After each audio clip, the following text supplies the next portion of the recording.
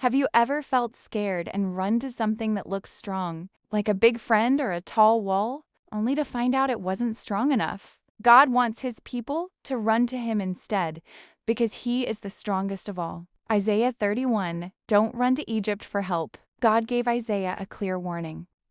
Woe to those who go down to Egypt for help, who rely on horses and many chariots, but do not look to the Holy One of Israel, or seek help from the Lord.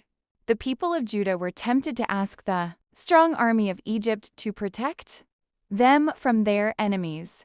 But God said the Egyptians are only people, not God. Their horses are only animals, not spirit. When the Lord stretches out His hand, both the ones who try to help and the ones who ask for help will fall together. Instead, God promised that He Himself would come down to fight for Jerusalem, like a lion that is not afraid of any shepherds, or like birds that hover protectively over their nests. God called His people to return to Him and throw away their idols of silver and gold. The powerful enemy Assyria would fall, but not by a human sword.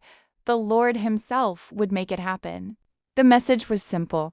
Stop trusting in human strength.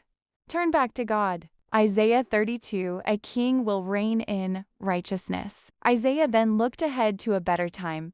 See, a king will reign in righteousness, and rulers will rule with justice.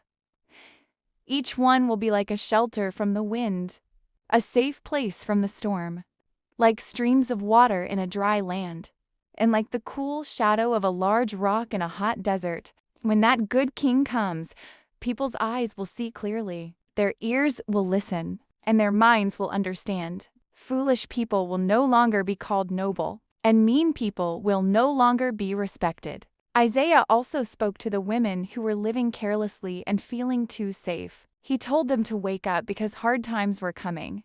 But then came a beautiful promise. When the Spirit is poured out from on high, the desert will become a fertile field, and the fertile field will seem like a forest. Justice will live in the desert, and righteousness will live in the fertile field. The fruit of righteousness will be peace. The effect of righteousness will be quietness and confidence forever.